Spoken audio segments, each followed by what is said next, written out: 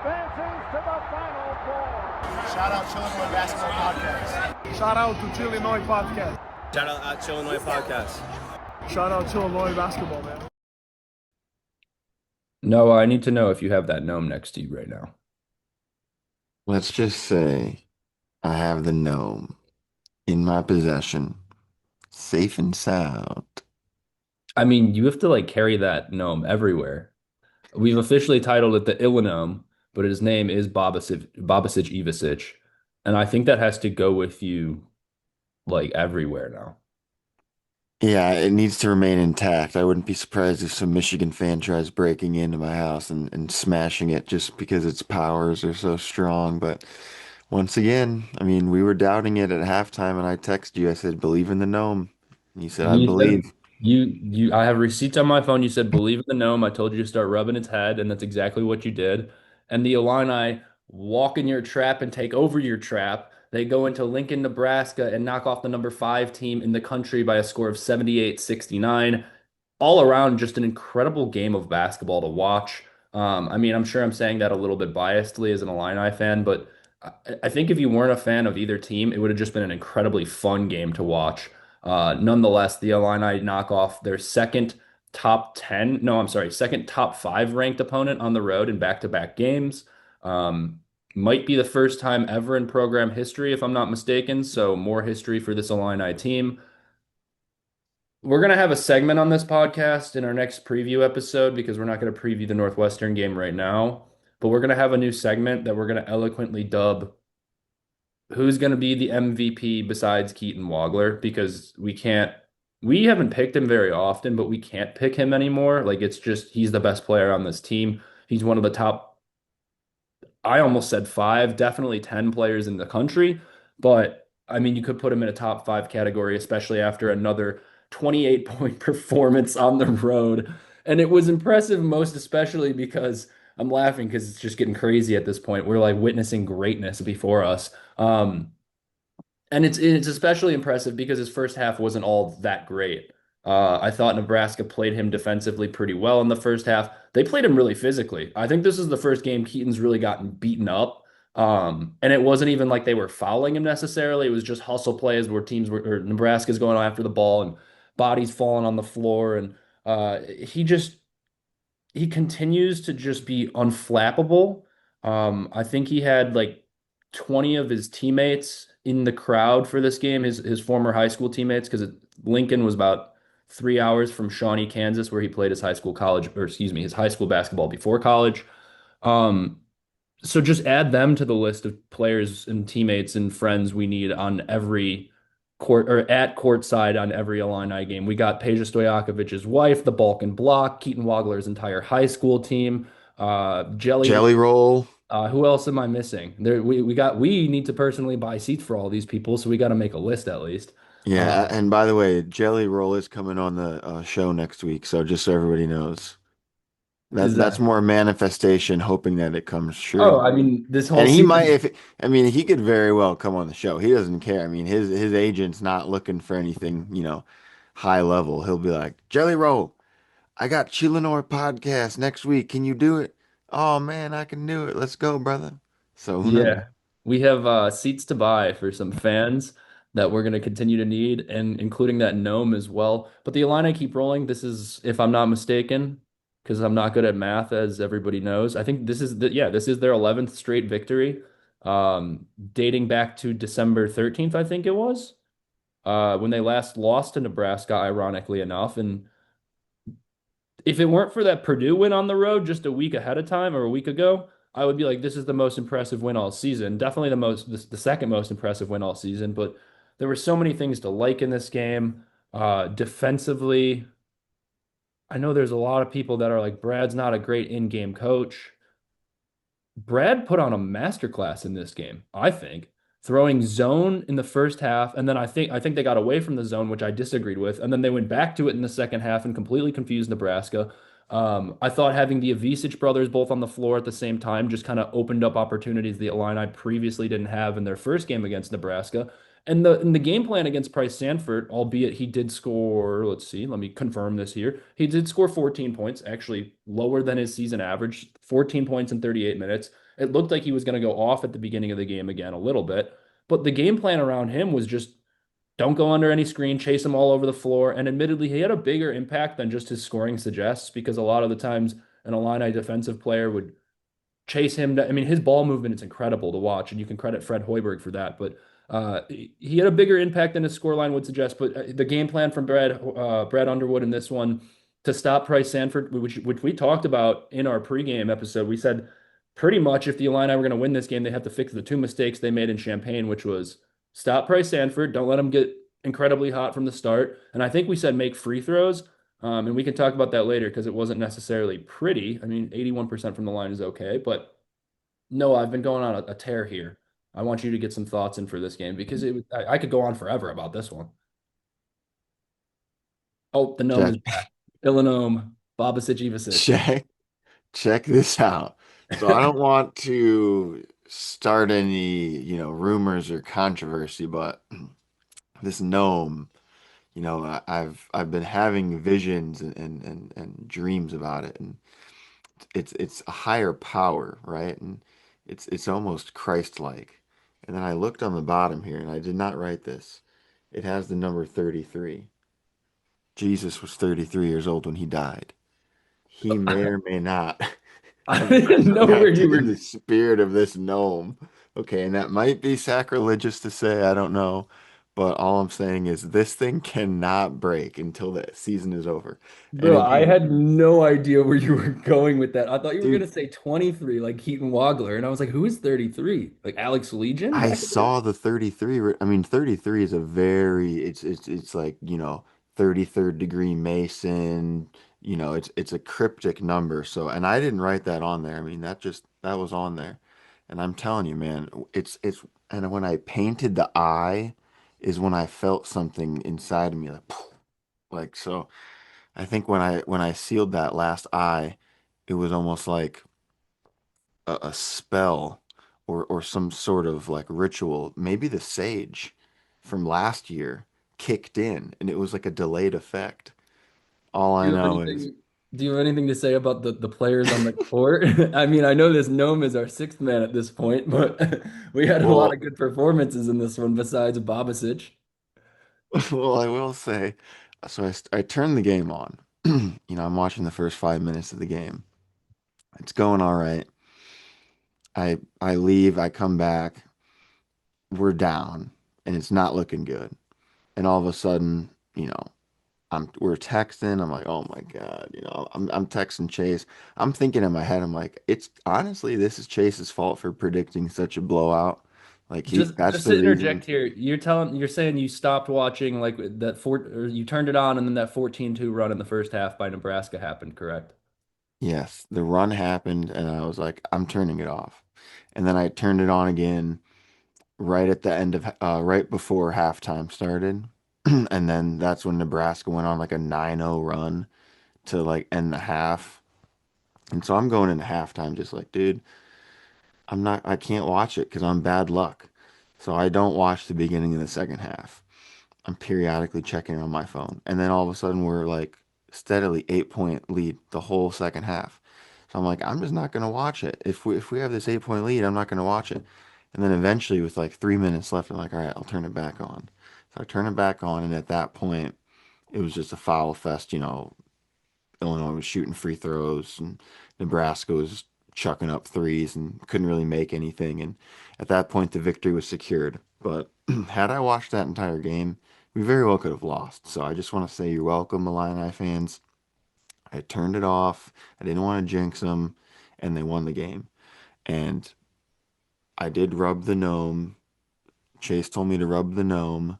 So I don't know which one had more of an effect. The play on the court, though, I will say, Rank Mast had a not good game. We'll leave it at that. He was rank masked in this one for sure. Yeah, yeah, he was stinky. Um, and Hoiberg was like, "Oh, he's still getting over the flu." It's like, dude, he's had the flu for 2 weeks. I mean, what kind of flu? Maybe it's mono. Maybe it's what Tommy had last year. I don't know, but he didn't do too hot. The other guy who was almost, ruled out, he plays. Yeah, Frager was impressive. And yeah, he has a blowout performance. So really impressive by him. Hoiberg, he had a couple plays, man. I'll tell you what, those Nebraska players and the fan base for that matter, every time something doesn't go their way, they whine about it. There was a play, Hoiberg has the ball. He goes flying out of bounds with the ball. And he's like, our ball, our ball.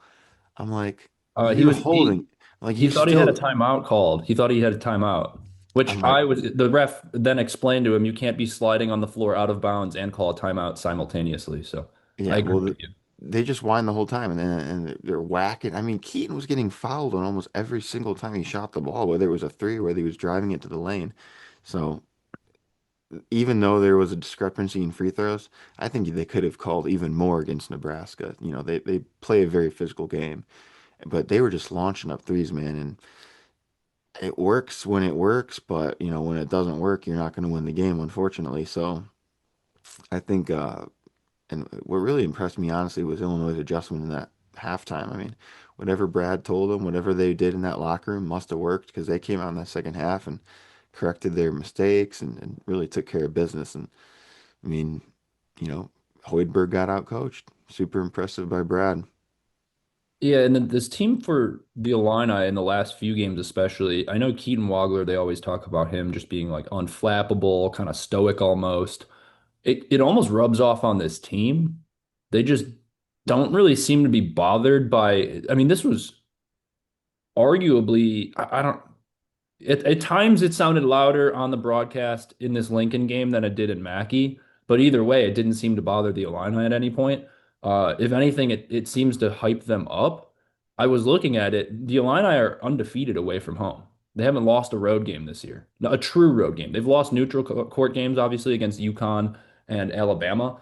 Alabama, I could argue that was almost a home game in the United Center with that crowd being as loud as it was for the Illini. But they haven't lost a true road game this year. Now, this is the most impressive away win they've had, obviously, but they've beaten every other Big Ten team they've played on the road. And that's just not something you see in a typical Illini team. And this isn't a typical Illini team at this point, which I think we're kind of realizing, and I think everybody in the nation is starting to realize. Um, I, as an Illini fan, want this team to continue to be around the 9 to 12 ranking. I think we might be in the top five after this one when it's all said and done.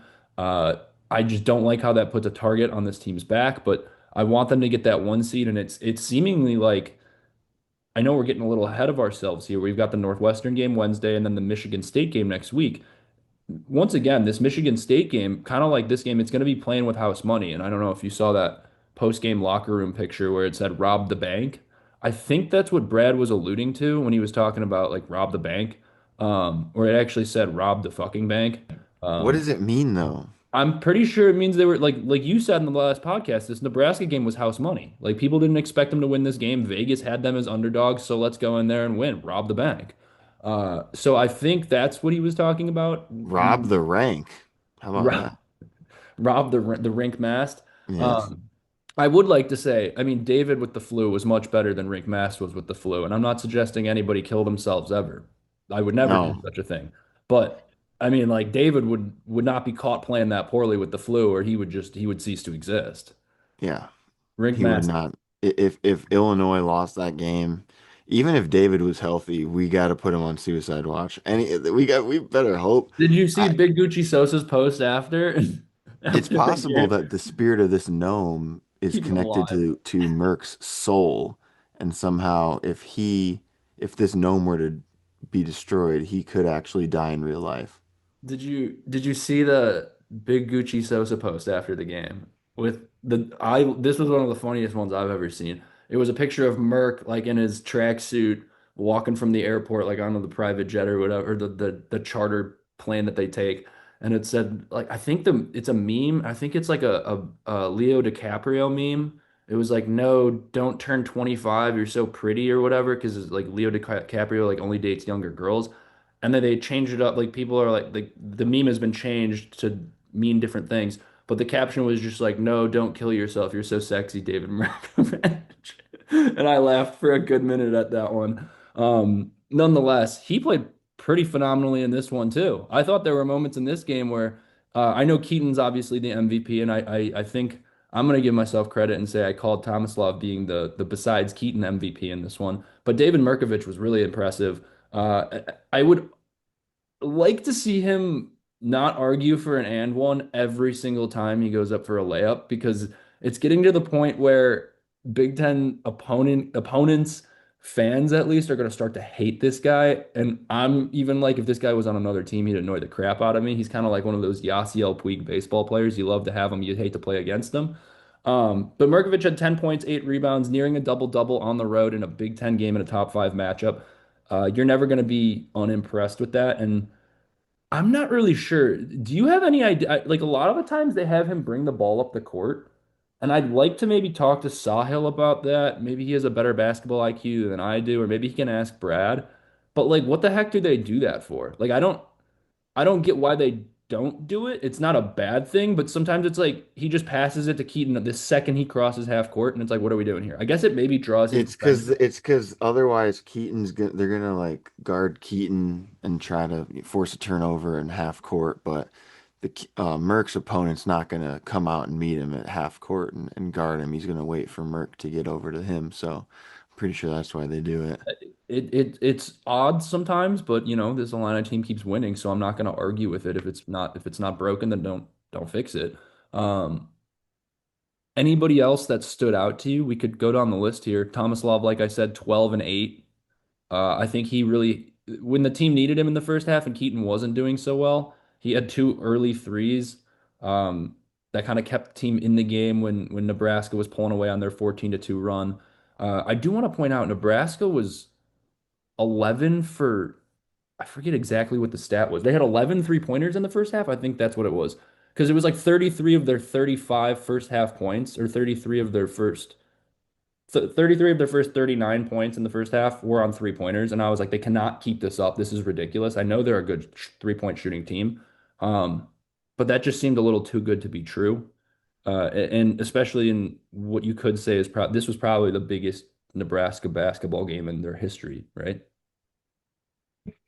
Yeah, I mean probably. It's they've had a few big games this year, but this is definitely one of the biggest, if not the biggest. And the fans showed up. I mean, it was pretty loud, and the crowd was getting into the game, and it's unfortunate, but like I said last episode, maybe it's that reality check that Nebraska needed. Maybe this sets them back, and could be the downfall of their season. Hopefully, it's not because I really do like Nebraska and Are we hope that just a Grim Reaper for everybody now?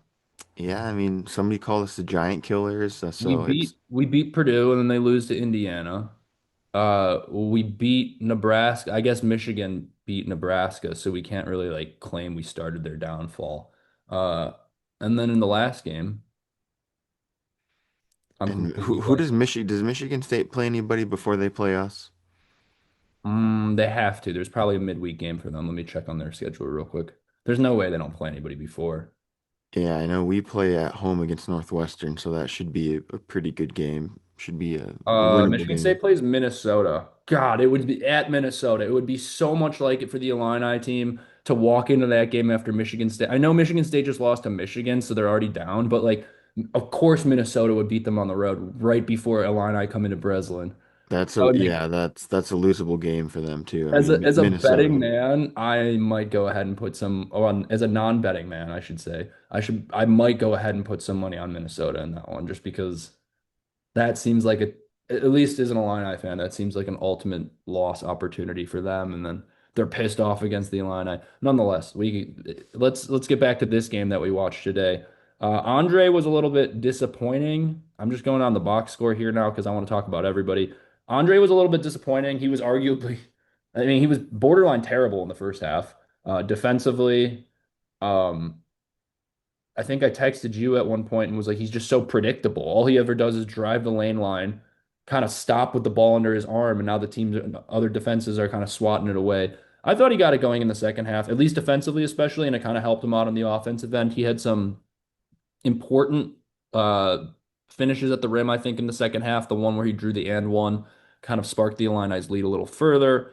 Um, I said earlier to you, if Andre doesn't perform well for the next few games, I'm okay with that.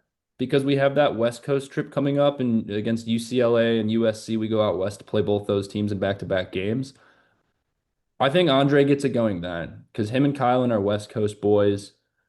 Kylan having previously been at Arizona, Andre having played at Stanford and Cal.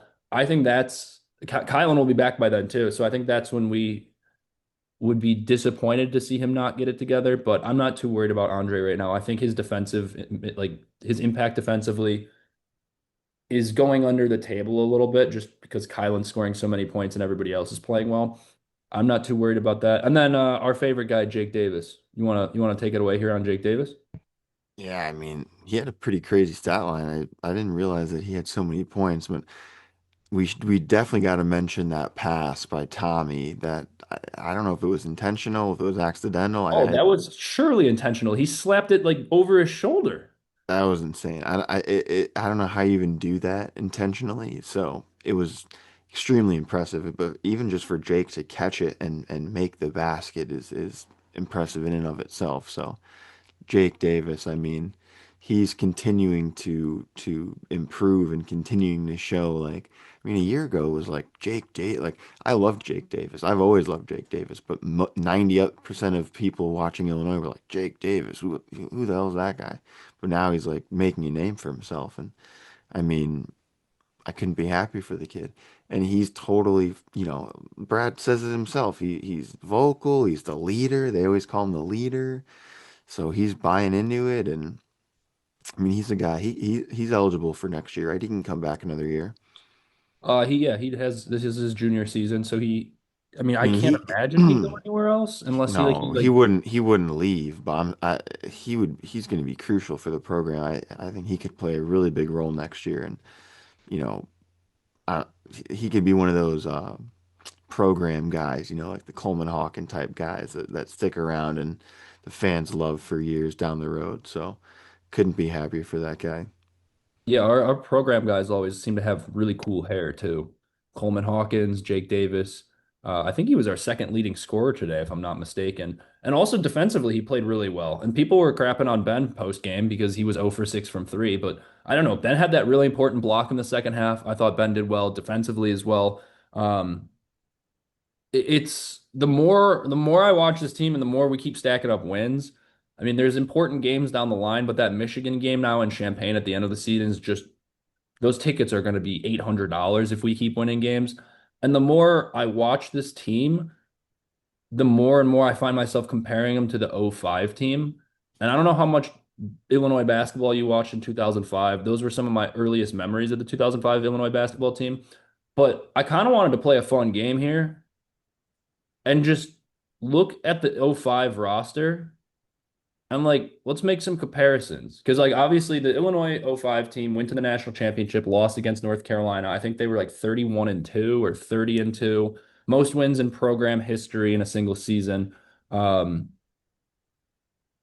they had a lot of good players, and one of the things that was so key about that team. It was just like somebody else was going to hurt you on every single night. And there were a few times in this game too where even the announcers were just bewildered by the ball movement by this team. Now we're up to 130.9 in terms of offensive efficiency in Ken Palm. That's still number one. That's better by like a point and a half than anybody else. So that's just absurd. And the one thing that everybody always says about the '04-'05 team, if you watch highlights of them, their ball movement was just absurd. One of the best offensive teams in college basketball history. Um, so I'm gonna test your skills here. I know who I would kind of select as like who is who from the '05 team in comparison to this year's team. Obviously, in '05 you had the trio of Luther Head, Darren Williams, D Brown. I would argue D Brown is probably this year's Keaton, just because he's like the flashy show guy. He was on the cover of Sports Illustrated in the March Madness or the March Madness version of it when they released it. But Keaton's almost like too stoic to be D Brown because D Brown was always really loud and not like Wasn't that. D Brown much more highly recruited? Oh, yeah, absolutely. D Brown was Mr. Illinois basketball out of Proviso East, I'm pretty sure. Let me make sure. Proviso East, yeah. He was a junior that season as well. He wasn't a freshman. And he was definitely a very, I think he was All-American, if I'm not mistaken, like a McDonald's All-American. So definitely higher recruited, but I don't know. I would say Keaton is D Brown. Um, and other Illinois fans too, you can let us know in the comments if you're also making same comparisons. I'd actually like to hear who you guys might compare these players to. But right now, I'm going to go to Keaton as D Brown. Darren Williams, I would have to say is Kylan. I know Kylan's not playing right now, but Darren Williams is the guy that ultimately had the longest NBA career, the most successful NBA career. Um, but he was like the glue guy for the team. And I think he's better offensively than Kylan is, but Kylan's like, as Brad said, the problem solver. And Darren Williams kind of under the radar because D Brown was so flashy with everything. He kind of did it all for the Illini. Would you agree with that? Would you say probably Darren Williams and Kylan when Kylan's back? Yeah, once he's back for sure. I mean, when I think glue guy, I think Kylan Boswell. He's and not only, just play wise on the court, but off the court as well. I mean, he's the veteran, he's the leader. I do love Jake Davis, but I think Kylan's a little bit more of a leader just in the sense that has more experience and he's, connected with these guys. I think they're all friends with each other, to be honest. I mean, they all seem really happy, really, I mean, you were texting me, Tony Billich was getting into it as well, getting He really was happy on the smiling. sideline. Yeah. When that what was it it was I think it was Keaton started heating up or something or I can't remember. Z oh no, it slapped was that somebody in the face. incredible. Yeah, Z had a lob. Sorry to interrupt you. Z got that lob from Mirkovic, and then on the other end, he had a block, and then the block was going out of bounds, and he somehow recovered the ball and threw it off a Nebraska player to keep possession. It was one of the Yeah. best back and forth, like down the court possessions I've ever seen from a single player. So Well, now that you mention it, I think D Brown probably is most similar to Tony Billich, if I'm going to be honest. we haven't seen Tony Billich play for a single minute, but they do both have really big Just in smiles. terms of So. aura, just in terms of aura. Okay, I can agree with you there. They both have really big smiles, and the fans love to see them be happy. Moving on, I think this one's pretty clear. Andre, if you're going to say anybody, is Luther Head, because Luther Head coming out of high school was this all-world scorer, and in high school, I think he averaged like 24 or 25 a game in high school for his team. Now, when he got to Illinois, he had some growing pains. He was a senior for that '05 team, and he wasn't the leading scorer on that team, but he was kind of that guy that kind of he could pop off whenever you wanted him to and whenever you needed him to. And Andre, we've seen that a few times. He had that 30-point game, really big in the Texas Tech game earlier on in the season. I think Andre's better defensively than Luther Head is, to be honest. But I let me know in the comments, Illinois fans. But I would say Luther Head and Andre are probably the most accurate comparison if we're going to give any of those big three guards to anybody. Now, this is where it gets interesting because you're rounding out the starting five with James Augustine and Roger Powell. But I would say James Augustine and Roger Powell are probably Tomislav and Zvonimir, just because they're your two big men. They're kind of like thunder and lightning down low. And I want to give credit to Zvonimir today because I thought in the first half he was kind of the spark this team needed. When he came off the bench, he got some blocks. I texted you for the first time ever. He grabbed a rebound and didn't go back down to his knees with it, which I was really happy about. He just threw it back up on the backboard and scored 2 points. So that he really impressed me today, and it's really fun to watch him and his brother play. There was a possession where Zvonimir assisted a three-pointer for Tommy, and Well, they had a lineup in there today. It was like Big T, Big Z, Merck, Mhm. Ben, and Keaton. That's like, geez, Louise. Like, that's got to be the tallest lineup of all time. Or Sam Hoiberg at like 6 foot running around in there trying to find any space. Yeah, Um, just whining the whole time. yeah. Now Roger Paul and James Augustine definitely couldn't shoot the three like Tomislav and Zvonimir. Uh, you could fill in one of those two with Mirkovic, I guess. I just feel like they were like thunder and lightning on the court, and they didn't always play together because they were the two big men. But they did start together. And I don't know. Do you think Mirkovic is probably Roger Powell more, or Roger Powell was the governor, if I'm not mistaken. That's what they called him. Damn, that's a pretty badass nickname. Yeah. Yeah, I think I gotta go Big Z, Big T, just Mhm. because they're the Twin Towers. Yeah. I mean, they did have Nick Smith who played off the bench. He was 7'2", and back in 2005, it was really hard to find a 7 foot 2 basketball player. That I mean. It wasn't like now everybody's rolling out a 7 footer that can shoot the three. It was very hard to do that in 2005 because Are college people basketball. getting taller? I mean, what's happening? No, I think taller players are realizing they can play like a guard. Like they watch like Kevin Durant growing up, and Kevin Durant's 7 foot and he plays like a guard. Now you got Wembanyama who's 7'4" and he plays like a guard. So now taller guys are like, I want to dribble the ball too. I don't want to just be this post up center the entire game. So, and I think college basketball and NBA has just become more of a 3-point shooting contest. Offenses are scoring more points because of that. So everybody has to shoot the three if you want to be a center in the NBA, unless you're like Nurkic um, or Jokic. Jokic could even shoot the three, but some of those bigger guys are just shot blockers and Andre Drummond? yeah. Well, Andre Drummond's retired now, but yeah, that's the type of player that like the '05 center we're talking about, where he's just a Maury Stoudemire type, you know. Yeah. Anyways, let's get back real quickly. I want to round out the Illinois '05 to this year's team comparisons. So we had James Augustine, we had Roger Powell, and we got the Ivisic brothers out of the way. Now there are also, like I said, Nick Smith. I'd say that's probably Mirkovic, just because we don't have any other big guys on the floor. Um, Jason Jacks just plays too little. Nick Smith played actually a good amount. So we'll give David Mirkovic the Nick Smith comparison, although their games are very unsimilar. And then lastly, I just think if we're going to lump Jake Davis and Ben Humrickhouse into one player, it has to be Rich McBride, who was like the Illinois', I mean, besides the three guards, he was like the only guy that made threes for the Illini that season. So he was a sophomore, I think, and then he never really panned out. I think he got in a car wreck, if I'm not mistaken. Him and another player the next season or 2 seasons later got in a car wreck and he got kicked off the team.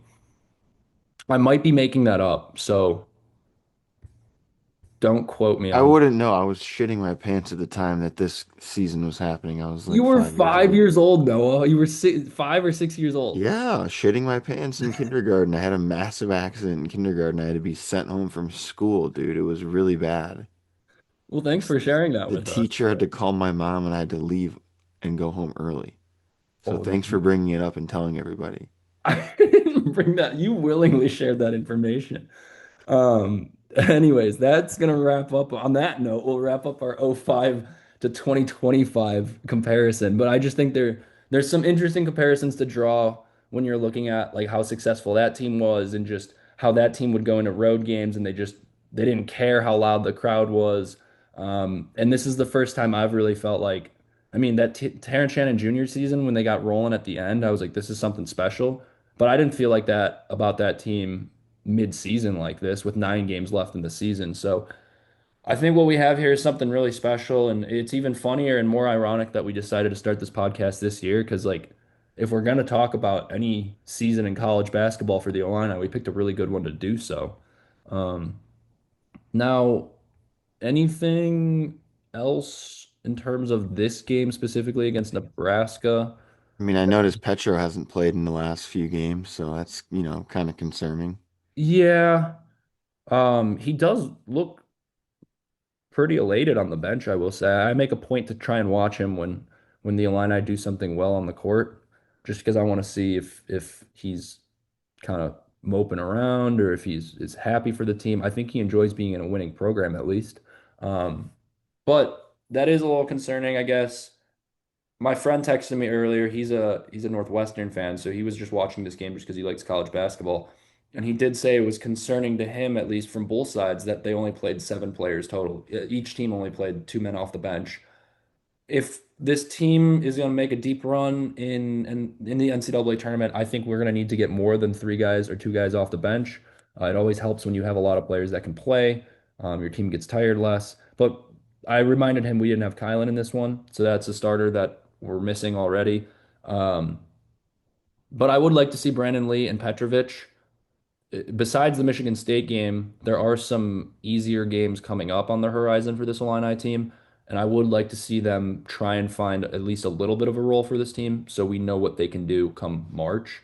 Uh, if there's anybody between the two of them, are you looking for Petrovic more? Are you looking for Brandon Lee more? I mean, I want to see Petrovic, but I think honestly Brandon Lee might be a little bit more effective for the team. But going into March, I mean, I think right now you're seeing Brad kind of refine the lineup and get the guys that he wants to be ready for March. So that's what you're seeing, but you're right. You want to see Petra get some time because what if they do need him in March? Then you want him to be ready. So I think ideally both of them, but me personally, I want to see Petro booming. Yeah, we're big fans of him on this Chillinois basketball podcast. Now, sorry, I'm having a contact issue here. I was about to bring something up, but I'll try and power through it nonetheless.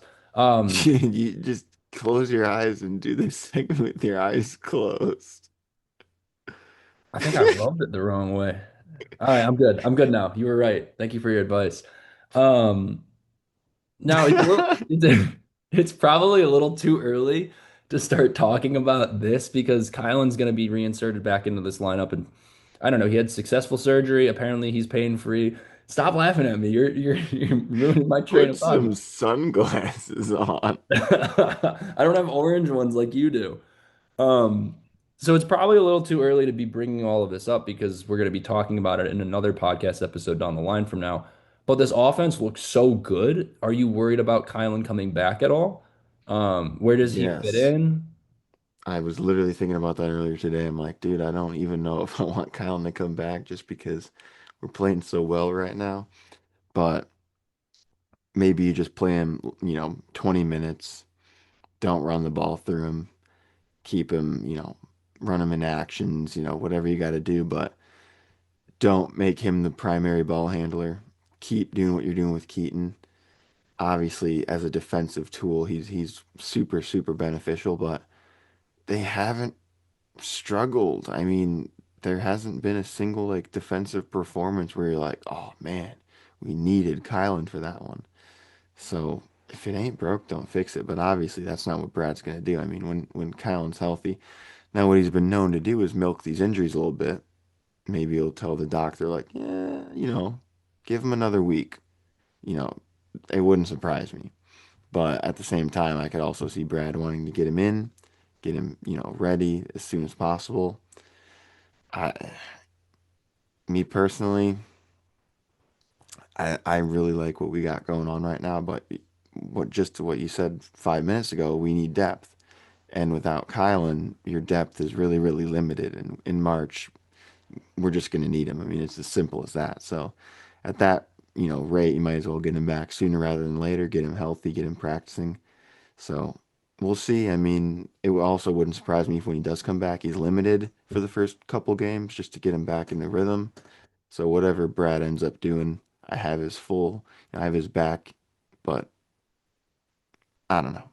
I wouldn't mind seeing him play a smaller role, which I don't think he would care about. I think he'd be perfectly fine with it because he's not like playing for, a lottery pick or something like that. I mean, he wants to see this team win a championship. So whatever that, would be, whether that's him coming off the bench, which I doubt that would be the case.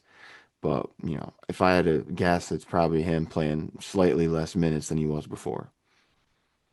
Yeah, and the tough thing about that hand injury is it's like how is it going to affect his shot? He wasn't necessarily shooting from three all that well before. I see it going one of two ways. Or actually, I see it going one of one ways. You'll never hear me say this team is going to be better off without Kylan on the court. But I think the offense might be a little bit they flow a little bit better without him on the court. Now, I do see him being like imperative when he comes back for this offense in situations where the Illini aren't shooting well. Maybe they can't make a three to save their lives, and we need a bucket. Like it's kind of the same thing with Andre, where people are gonna talk about how many turnovers he has and how many poor performances he's had in the last few games in a row. But when you need a guy to get you 2 points, if Keaton's not playing well, I'm not giving the ball to Jake Davis in a one-on-one situation. I'm not giving the ball to Tomislav in a one-on-one situation. Probably not David Mirkovic. His back down game isn't crazy incredible so far.